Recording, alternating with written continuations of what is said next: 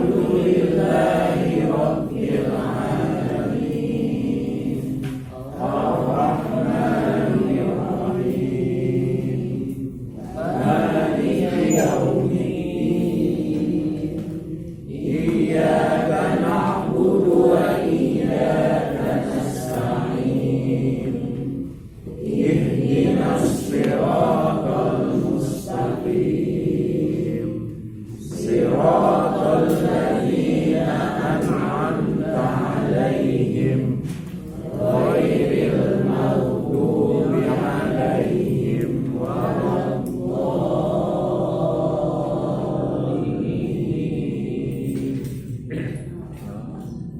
Assalamualaikum warahmatullahi wabarakatuh. Waalaikumsalam. Alhamdulillah, salatu wassalamu ala Rasulillah. Kita syukur kita pada pagi hari ini kita bisa bertemu kembali dalam rangka kita sama-sama belajar Al-Quran. Al-Quran yang kita pelajari menjadi syafaat dia. Amin. Salawat dari salam tak lupa marilah kita sampaikan kepada junjungan kita Nabi besar Muhammad sallallahu alaihi wasallam. Nasa minatul umat dan kelak di kiamat kita akan dalam umat yang amin. Rekan-rekan semuanya, hari ini kita bahas apa ya? Materinya mana? Praktek lagu. Praktek lagu ya, masih praktek lagu ya. Iya. Ada absensi nggak? Ada. Dua belum selesai. Oh iya. Ya, absen dulu ya. Muhammad Husna Al-Hasan. Lutfi Syaifullah hadir. Putriana, Ibu Siti Rasmina, Pak Nurdin, Ibu Aminah, Ibu Sri, Ibu Analis Sayyidillah, Pak Suherman, Pak Bambang, Muhammad Rufi, Dr. Yulia, kemudian Ibu Siti, Ibu Rita Rosita, izin orang tuanya Ibu Ida, Bu Nining, Bu Dwi, Ibu Dwi Kanti, Ibu Siti Azizah, terus Anis Capres.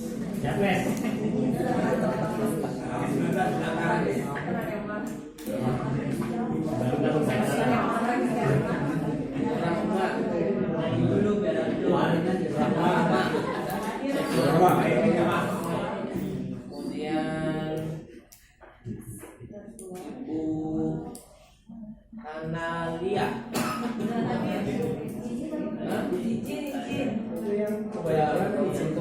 izinnya kayak kuat izinnya. Pak Kusmono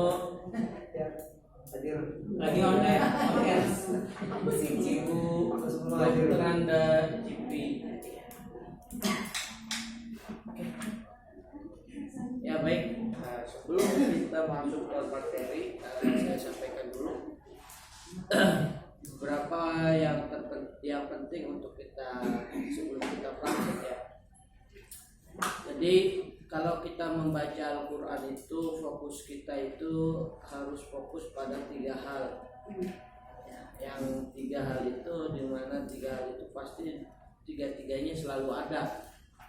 Hampir jarang kalau seandainya tiga-tiganya ini nggak ada di dalam satu ayat, itu jarang sekali. Yang pertama itu tentang makhraj dan sifat. Dan makhraj dan sifat ini kemarin saya bahas di kelas shift 2.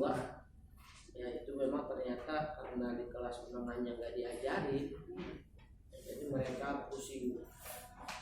Dan kemarin kita belajar makharijul huruf lisan, mereka banyak yang nggak tahu. Saya bilang begini, kalau kita belajar makharijul huruf dan sifatul huruf, kalau kita nggak bisa kenal sampai dalam, kita cukup kenal saja. Gimana cara cukup kenalnya? Cukup kenalnya yaitu mengenal bunyinya. Karena pada dasarnya sifat dan makharijul huruf itu yang dihasilkan adalah bunyi. Ya, bunyi. Kita tahu makhrajnya doang. Nah, itu belum tentu tahu bunyinya. Contoh, makharijul huruf lisan, ujung lisan ya, bertemu dengan gigi seri bawah misalnya, atau gigi seri atas deh, ta dan to. Itu yang membuat beda bentuk apa bunyi hurufnya, yaitu sifat. Kalau makharijul hurufnya sama, ta dan to itu sama makhrajnya. Tapi yang membuat bunyinya berbeda itu sifat. Ya. Coba huruf ta ketika disukunkan, ad yang keluar hamas. Dal ketika disukunkan yang keluar qalqalah, ada. Kemudian to yang ketika disukunkan yang keluar tidak cuma qalqalah tapi juga dia huruf isti'alah juga. Ya kan?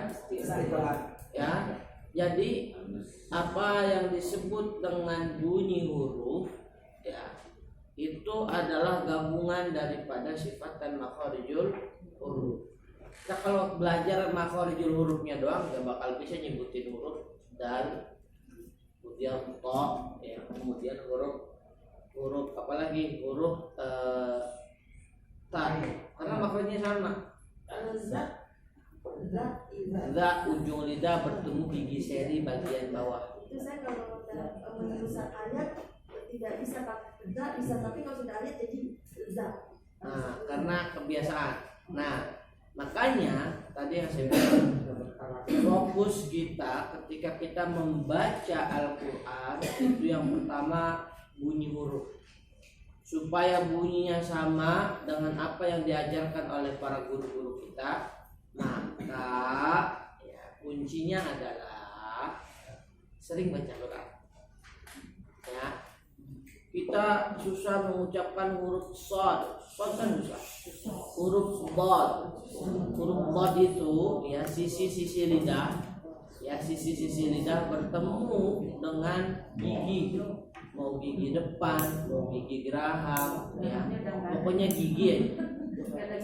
Kalau nggak ada gerahamnya, kalau nggak ada giginya, kosong melompong, maka sentuh giginya. Yang penting bunyi yang dihasilkan sama. Lompong ada giginya. Iya, jadi harus pusing. Pokoknya begini. Ya sudah pasti ada itu apa? Lisan kita udah pasti ada ya. Makanya makharijul huruf itu lisan nggak ada, makharijul huruf gigi. Kenapa? Karena gigi itu tidak permanen. Ya, gigi itu tidak permanen. Maka para ulama qiraat, para ulama ahlul qurra, ya, ahlul adab itu tidak memasukkan gigi sebagai apa? Makharijul huruf. Ya, karena ya jangankan kita yang udah lanjut gitu ibarat kata ya, yang masih muda pun kadang ada yang nggak punya gigi. Ya, ada kecelakaan misalkan, ya ada, maka gigi tidak dimasukkan ke dalam makharijul huruf. Kenapa? Itu ya, tetapi bagian daripada makharijul huruf lisan itu memerlukan gigi untuk menghasilkan bunyi, gitu loh. Kalau giginya nggak ada gimana? Ya, solusinya yang pertama pakai gigi palsu kalau punya duit. Yang kedua punya gigi palsu berarti gusi. Ya. Walaupun nanti nabrak makhorijul huruf yang lain nggak masalah, yang penting bunyi yang dihasilkan itu sama. Ada huruf lam yang menyebutkan huruf lamnya itu dia lidahnya keluar dulu, lam. Sama nggak dengan lam? Sama nggak? Sama bunyinya kan? Tapi yang begini kan lebih ribet, lam, lam. Ya, ada yang lam. Ya, itu lebih ribet. Tapi kalau dibilang makhorijul hurufnya sama nggak begitu sampai belakang? Kan nggak didefinisikan. Makhorijul huruf lam itu misalkannya ujung lidah bertemu dengan langit-langit atas bagian gigi seri, ya kan? Kalau dari belakang lam masih benar.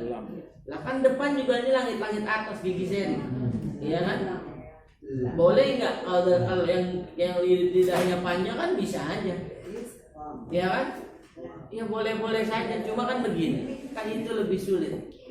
Sama halnya dengan huruf bod. Maka para ulama itu ya ketika menafsirkan makhorijul huruf bod, ya huruf bod, ya itu boleh menyentuh gigi seri depan, gigi geraham kiri atau kanan, mau bagian atas atau bawah, yang penting bod. Maka jangan kita paksa ketika ada orang mengucapkan huruf bisa bodnya itu ke depan lidahnya, ya itu dipaksa untuk miring, nggak bisa. Maka ketika ada seorang guru mengajarkan, lihat nih huruf bodnya nih, bo,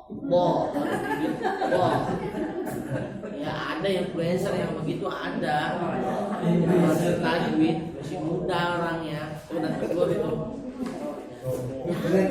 Yang lain salah, yang itu tuh nggak boleh gitu, nggak boleh, harus kumpul anginnya di mulut. Iya kumpul, tapi nggak selamanya out. Kalau kumpul semuanya out. Ya, jadi pada dasarnya prinsip membaca makhorijul huruf itu dibuat senyaman mungkin. Ya, senyaman mungkin. Ya, yang terpenting lagi adalah yang penting bunyinya sama. Ya, bunyinya sama. Ya, jangan sampai nih yang penting nih, yang penting lagi antara huruf dan huruf keliru. Contoh, ya huruf lo dengan zo, nggak ada huruf zo. Ya, zolim, husnuzon, mizon. Ya nggak sih, benar nggak? Ya, jangan kita paksa orang-orang yang tidak bisa menyebutkan huruf ro, ya itu dengan harus bergetar ro. Kalau orang menyebut huruf ro dengan lo, ya itu salah nggak? Nggak salah. Makrojnya sama, cuma sifatnya hilang tuh takrirnya. Kalau masuk dalam kategori kesalahan, masuk dalam kesalahan khafi. Ar-Rahmanir-Rahim. Ada yang begitu. Ada yang Ar-Rahmanir-Rahim gitu kan. Ya, lah kok Ustaz bisa cadel begitu? Ya saya kan ada contohin bunyinya. Ya, pada dasarnya kadang ada juga yang kecuali mati saraf lidahnya. Ya, misal stroke ringan sulit dibetulkan. Kalau dia cadel di awal bukan karena dia mati saraf atau stroke ringan, itu bisa dibetulkan. Takrir itu. Nah, dilatih tuh. Lidahnya suruh menjulur, kemudian suruh goyang-goyang pakai cotton bud, muter tuh gitu. Nah, anak saya kemarin belum bisa nyebut huruf pro, kemarin dia coba bisa, karena dia belum tahu caranya. Ya, kan nggak ada cotton bud, lidahnya keluar nih. Sentuh ke langit-langit, gusi itu gusi. di atas diviseri sedikit. Nih bagian sini nih, itu digerakin. Oh, yang bagian itu. Ya, jadi seperti itu. Jangan bagus Ya, jadi ya itulah makharijul huruf. Ini yang pertama makharijul huruf. Ya, yang kedua, nih kalau kita baca Quran itu adalah fokus kita kepada guna. Kemarin enak tuh guna ya udah kita jelasin ya. Kalau nun sukun bertemu 8 huruf hamzah, ha, ain, ha, ghain, kha, lam, ra itu jangan digunakan.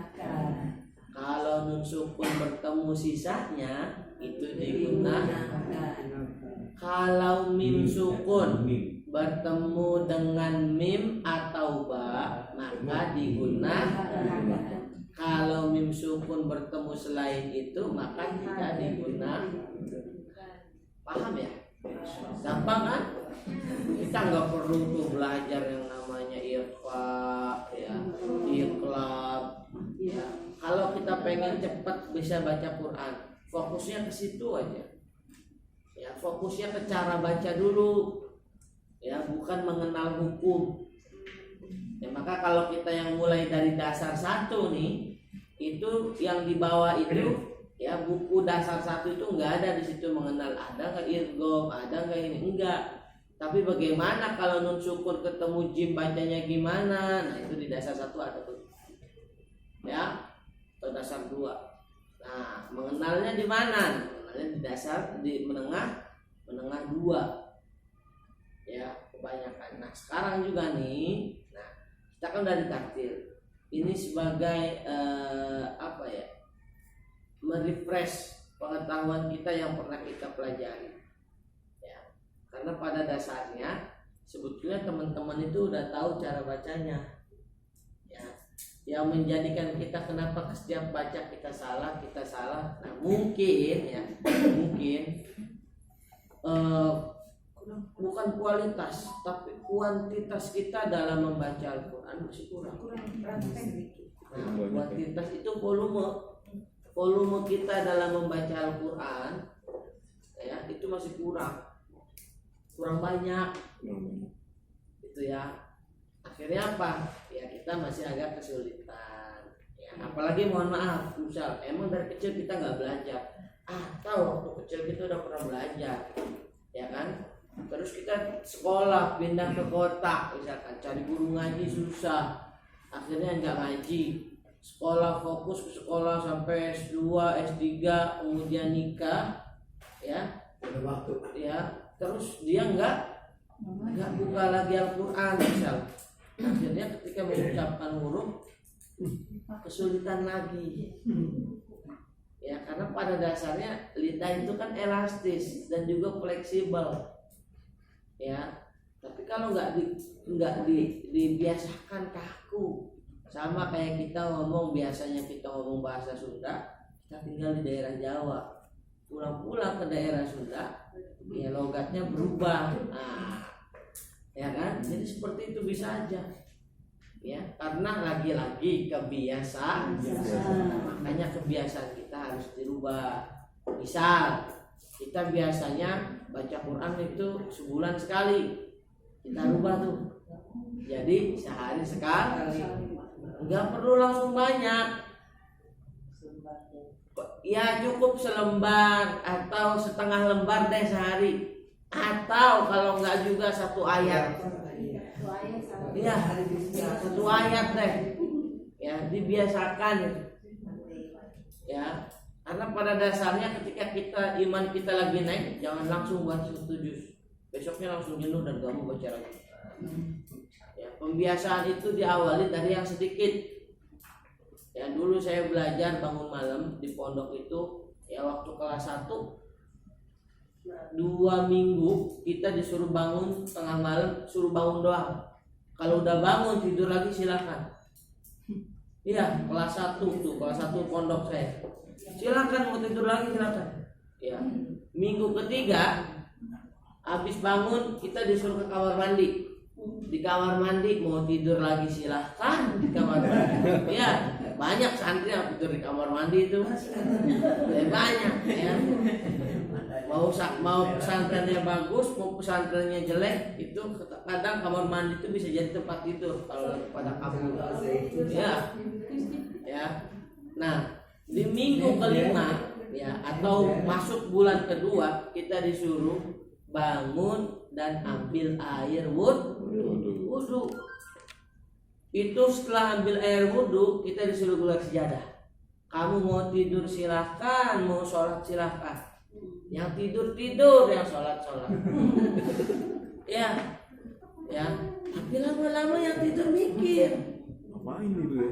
Udah sejauh ini, udah bangun tidur, udah ambil air wudhu, dingin, ya, udah gelar sejadah, malah tidur buat apaan? Mending tadi nggak bangun. Mereka mikir begitu. Yalah, sholatlah 2 rakaat mah. Terbiasa tuh sholat 2 rakaat 1 tahun. Tahun kedua mikir, ya, kan boleh 8 rakaat ya. Naik dulu lah 4 rakaat. Nggak boleh tuh yang kelas 2 itu disuruh naik langsung 8, nggak boleh. Dikontrol kita sama mudabir. Harus 4 rakaat saja, nggak boleh lebih. Nanti kalau lebih malah males. Terus masuk tahun berikutnya sampai kita kelas 6 pondok, kita terbiasa sholat. Ya, sholat qiyamul lail 8 rakaat. Nah, yang sulit itu kadang menjaga itu setelah kita sholat supaya kita nggak tidur lagi. Kadang baca Quran tetap aja ketiduran. Ya, tapi ingat ya, awali dari yang rendah, jangan langsung yang naik. Saya kasih contoh, ketika kita sedang melaksanakan puasa Ramadan, kita baca Quran begitu semangatnya. Ketika Syawal, yang Syawal itu artinya apa? Peningkatan, malah menurun. Ya, sehari biasanya 2 juz, ya pas Syawal sehari juz. Ya, sehari saya juga boro-boro, ya kan? Lipat. Ya, jadi seperti ini. Maka ini saran saya, ketika kita baca Quran nggak usah banyak-banyak dulu. Yang penting istiqomah. Ya, yang penting istiqomah. Jangan dipaksa langsung 2 juz, 4 juz. Besoknya malas, Pak. Tapi kalau udah baca artinya males ya, San? Kalau baca Quran baca artinya tuh langsung males. Langsung malas. Males baca artinya. Ya kalau begitu jangan baca artinya dulu.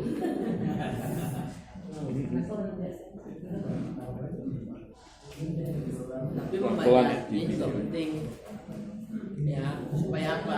Kita kalau baca Arabnya doang kita kurang paham. Ya, kecuali yang sudah pernah belajar bahasa Arab. Ya. Tapi kalau kita nggak baca artinya, karena kita dapat bacaan pahalanya, tapi ilmu di dalam isi kandungan Al-Quran kita nggak dapat. Bagusnya lagi kita belajar baca Quran. Setelah kita setor baca Quran, kita belajar tafsirnya sama orang lebih. Ya. Kalau kita belajar tafsir Al-Quran tanpa didampingi oleh guru, bahaya. Maka yang kita baca itu bisa jadi petunjuk dari setan. Jangan kira setan lebih pintar dari kita. Maka di dalam khazanah ilmu pengetahuan itu, ya, dibilang begini, nggak ada guru yang sempurna. Ya, kalau kalian cari guru yang paling pintar, maka berguru dengan iblis, karena iblis pada sejatinya dia paling pintar. Ya, jadi kalau kita pengen nyari guru, jangan cari guru yang sempurna, karena masing-masing punya kekurangan. Nggak ada yang sempurna. Tapi bergurulah dengan siapapun. Ali bin Abi Thalib berguru, gurunya pengemis. Ya, Ali bin Abi Thalib itu babul ilm. Seluruh ilmu yang ada di dunia ini Ali menguasai. Babul ilm. Yang pintunya ilmu itu Ali bin Abi Thalib. Ya, karena saking pintarnya. Ya. Tapi beliau belajar sama siapa? Seorang pengemis. Ya, belajar zuhud, belajar bukan meninggalkan dunia, belajar enggak terhenti sama dunia, ya seperti itu. Ya. Nah, yang satu lagi adalah kita harus fokus sama yang namanya mat. Nah ini mat itu gampang ya. Kalau kita bahas mat ya itu 4 kali pertemuan pun nggak beres kalau kita bahas semua yang bertobi dengan berfakir. Tapi enaknya kita tuh di sini udah ada tandanya, hanya cukup mengenal tanda. Kalau ada alisnya udah pasti 4 harokat. Ya, kalau setelah ada alis ada tasdid atau ada sukun udah pasti 6 harokat. Kalau ada alif doang di depan, ada waw doang, ada ya doang di depan, 2 harokat. Nggak ada alis di atasnya, ada alif di atas kecil, itu 2 harokat. Udah, ya itu mat. Ya, kita nggak perlu kalau pengen bisa baca lancar ya, nggak perlu kita hafal mat tobi'i begini, mat wajib begini. Kalau tujuannya kita untuk bisa baca lancar ya, yang itu dikesampingkan dulu. Ketika kita udah baca lancar tuh boleh tuh tajwid kita matengin, kita simpan. Ya buat apa? Diajarin lagi. Udah belajar tajwid nggak ngajarin lagi, mohon maaf saya katakan rugi. Ya, kenapa rugi? Ya, setidaknya kita ngajarin anak kita atau cucu kita tajwid. Supaya apa? Supaya pahala jariahnya ngalir terus. Kalau putus di ibu doang, di bapak doang nggak dilanjutin. Kita nggak ada murid, ajak murid anak-anak kita, cucu-cucu kita yang belajar tajwid minimal nun sukun dan tanwin. Masa kita nggak tahu nun sukun tanwin ya? Ya. Yang kemudian hukum sukun kan ada, ajarin. Kalau 3-3-nya tadi tuh kita kuasai, bacanya lancar. Barulah tuh kita mau pengen belajar irama, belajar pakai irama nggak apa-apa ya. Nah sekarang kita buka Qurannya surah Al-Insan atau Ad-Dahr ya. Ayat berapa sekarang? 16.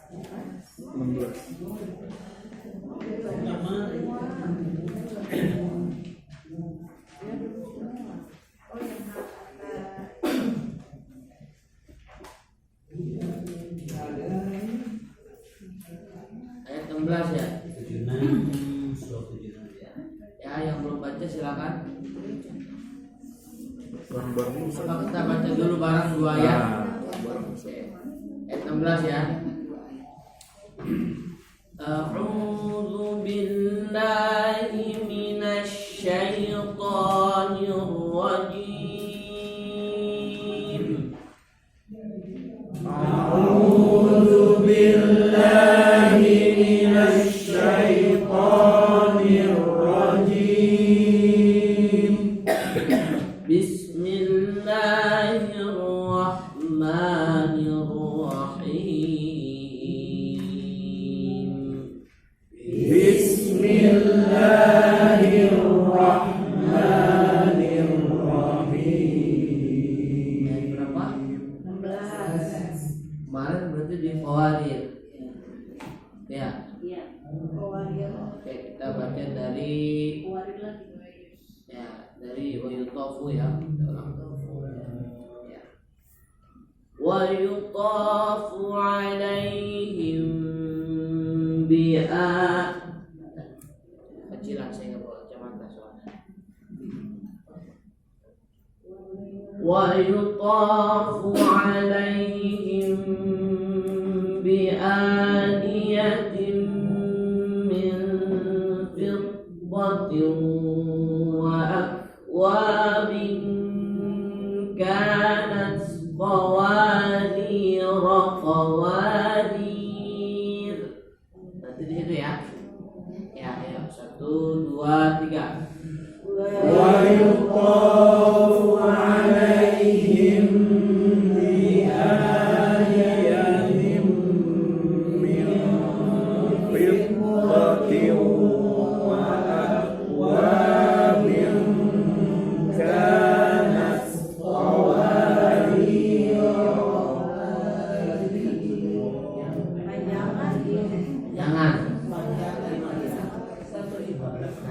qawadir, yaitu ada katanya sifir ya. Lanjut ya. Qawadir min fiddatin qaddaruha taqdira.